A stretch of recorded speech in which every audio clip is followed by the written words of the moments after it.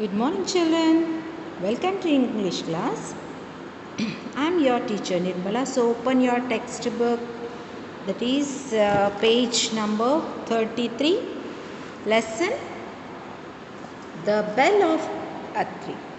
So, I found this is very interesting story, and it is very just you can listen the story and see how the justice is given by the kind and caring and righteous man as a king. Okay, so going through the lesson, read along with me and find out the difficult words. If it is possible, you note it down in your rough notes. Okay, Atri is the name of a town in Italy. So, Atri is the name of a town in Italy. It is a very old town built halfway up the side of a steep hill. Near the steep hill, it was halfway a very old town, that is. So, a long time ago, the king of Atri brought a large bell and it hung in a tower in the marketplace. See, here is the bell which has tied in a marketplace where everyone, the long rope that reached almost to the ground was tied to the bell, that even a child could ring the bell by pulling the rope. See, it was such a big one where small child can also ring the bell, and that means everyone should given the correct justice.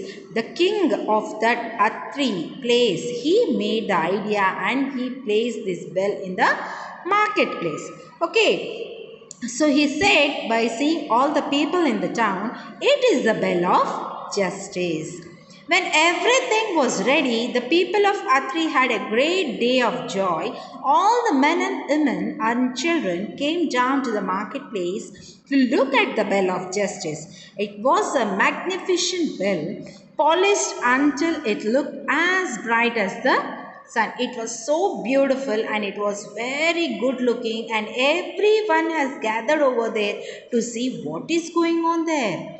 Then he said, how we should like to hear it ring. They said, how it is, we don't know how it will ring, and how we know that there is a justice over there. Then the king came down the street and he said, perhaps he will ring it, said the people, and everybody stood very still and waited to see what he would do. But he did not ring the bell. He did not even take the rope in his hands. When he came to the foot of the tower, he stopped and raised his hand. My people, he said, do you see this beautiful bell? It is your bell. It is must, but it must never be rung except in the case of need. If anyone has a problem and if he needs my help, at a time he may ring the bell. Then the judges shall come at once and hear in case and give them justice. Rich and poor, old and young, all may come, but no one else must touch the rope. He said very strictly that not even everyone can ring the bell, but not simply, only when there is very big problem and they must and need a help. In the case of them, then only they have to ring the bell, and when the ring the bell, all the judges will come and they will give the proper justice. There is no rich, there is no poor, there is no old, there is no young.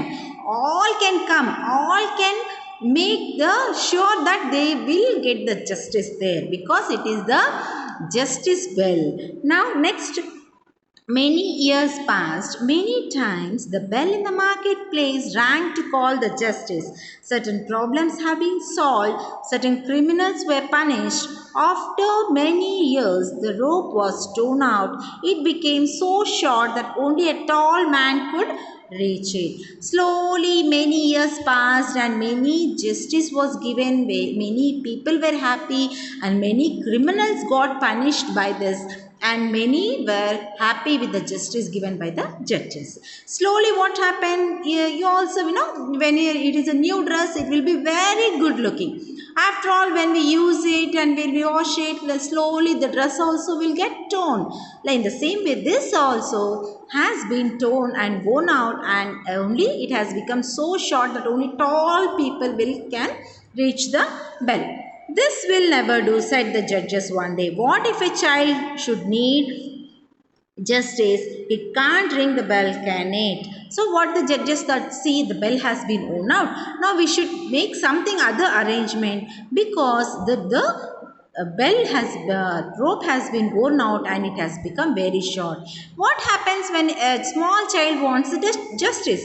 So they thought, and they gave orders that a new rope should be tied to the bell at once. A rope that should hang down to the ground so that a small child could reach it. But such a rope was not readily available in Atri. They would have to send across the mountains for one, and it could take some days before it could come. What if the problem should arise before it came? How could the judges know about it? So they got one more question again. See, now we want to get one more rope. Now it is not there in the city. Now they have to go to the another place to bring, and that too is very long, and also it may take some days to come and tie to the bell. So what did they do? Something arrangements will make. What arrangements is very better? All the judges, they thought of a plan. Then, let me fix it for you, said a man who passed by. There was a man hearing all this, and he thought, okay, sir, I am having some idea. I will give you that. And he ran over there into his garden and came back with a long grapevine. Grapevine means, no, that is a very long thread like one. So this is the grapevine, and it is very long and it is very fresh also. This will do for a rope, he said. So for some days till the rope comes, this will act as a bigger rope. And he said, and he climbed up and fastened it to the bell. And it was very slender vine with its leaf and tendrils still upon it, trailed on the ground. See how is the fresh grapevine leaf, still the leaves and tendrils are very fresh. They at that time, yes, said the judges. They were very happy. Okay, it can serve for a rope. Let it be as it is. Okay, till the rope comes, till the rope arrives here, let me have this in our place instead of a worn out rope. Then on the hillside above the village, there lived a man who has once been a brave knight. In this youth, he rode through many lands and fought in many battles. His best friend through all that time was his horse, a strong, noble steed that bore him safe through many encounters. That means this is one story of Atri, and other side of the hill there was a man. He was a knight. Knight means who will make riding on the horses, or you can say it as a soldier. So he fought many times in the battles, and he won the battles with the help of the horse. And that was very good horse. You can see this horse, isn't it? This is a very good horse which was very noble, and he has given lives to the person who has sat on him when at the time of battles. But the knight, when he grew older, cared no more to ride his horse. He cared more to do brave deeds. He thought of nothing but gold. He became a miser, and he sold all that he had except his horse, and he went to live in a hut on his hillside. Day after day, he sat among his bags of money and planned how he could get more gold. The day after day, his horse stood in his bed still, half starved and shivering with cold. That means now he has grew old. Now he is not having any more passion on riding the horse.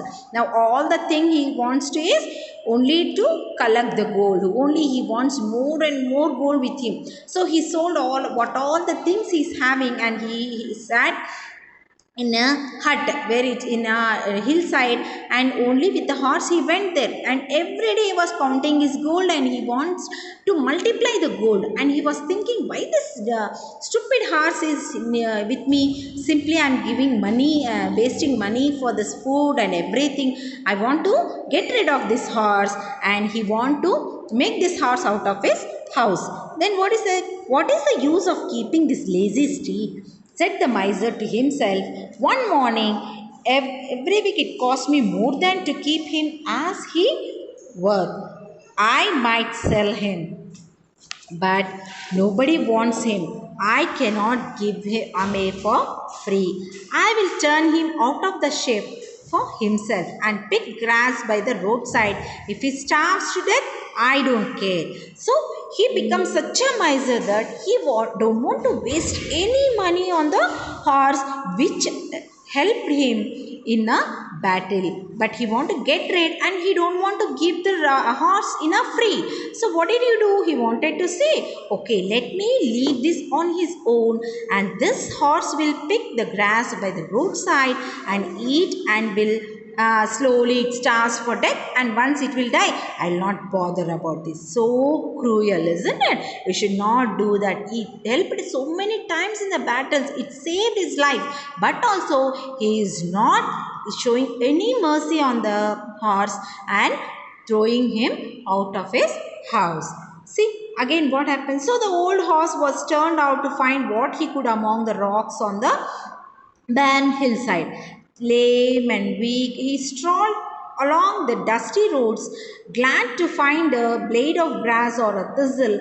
The boys threw stones at him, the dogs barked at him, and in all the world there was no one to pity him. See, such a thing that so many years he used that horse.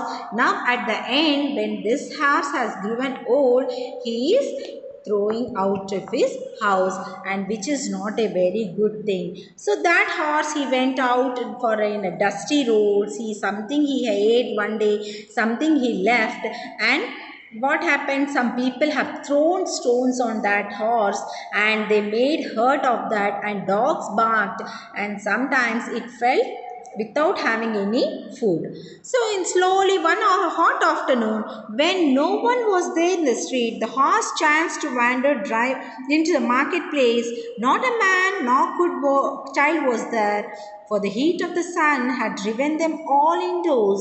The gates were wide open. The poor beast could roam where he pleased. He saw the grapevine rope that hung from the bell of justice, the leaves and tendrils upon it were still fresh and green. What a fine dinner they would be for a starving horse. See, without eating so many days' food, it saw the tender leaves and uh, this leaves and this tendrils, isn't it? So it's a very fresh, so that he said, oh my god, I can have nice supper now. No, so I can eat. Because in the hot summer, no one was outside roaming here and there, because it was very hot outside and all were inside the houses.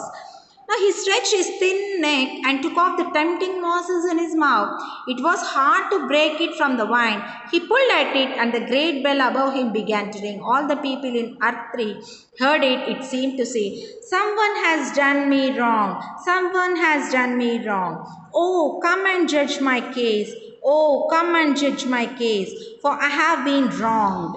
So, by eating the tendrils and leaves, it pulled this grapevine. But what does it do? It was hung to a bell, isn't it? The bell started ringing as it pulled this grapevine. Then it sounds that there was a mistake done by someone and they punished me. Wrongly they have punished me. Please give me judgment. That was the thing where the bell rings, isn't it? So the judges heard it. They put on their robes and went through the hot streets to the marketplace.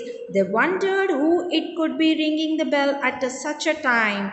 Then they saw, oh, what happened? For so many days it was not ringing. Now who is ringing for the justice? Though it was too hot, they reached the place. They reached the market. They saw the old horse nibbling at the vine. Ha! Cried one. It is the miser's state. It has come to call for justice for his master. As everybody knows, he has treated him shamefully. So one of that person has identified this horse. They said, oh my goodness, this is the old horse which was with that person who did not take care of that horse, and he left him outside for starving. Then he pleads his cause for as well as any dumb crude brute can, said another, and he shall have justice, said the third. Then meanwhile a crowd of men, women and children came out into the marketplace, eager to learn what cause the judges were about to try. When they saw the horse, all stood still in wonder.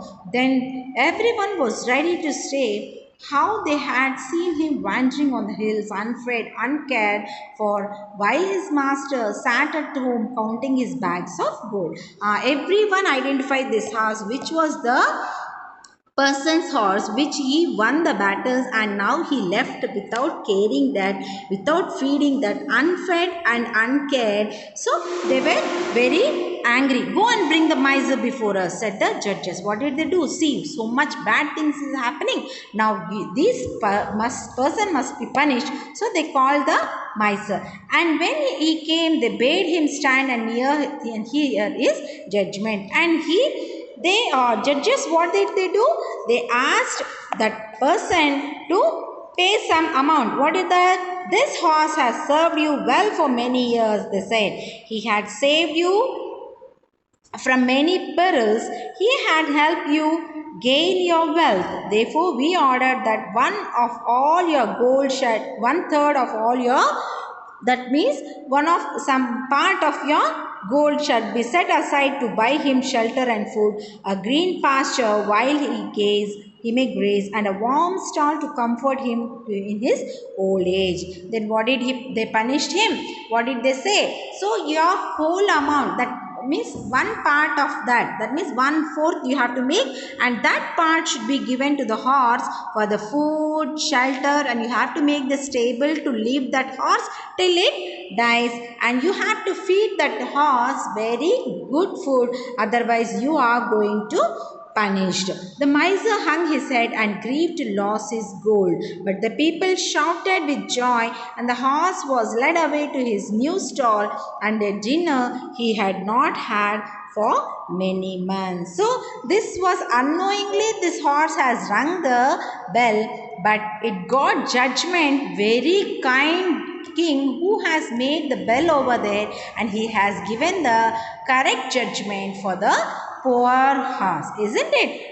You have to take care of our elders also, like this only. You should not make them feel bad, and we should make happy when they are with us. Okay children, take care, stay home, stay safe.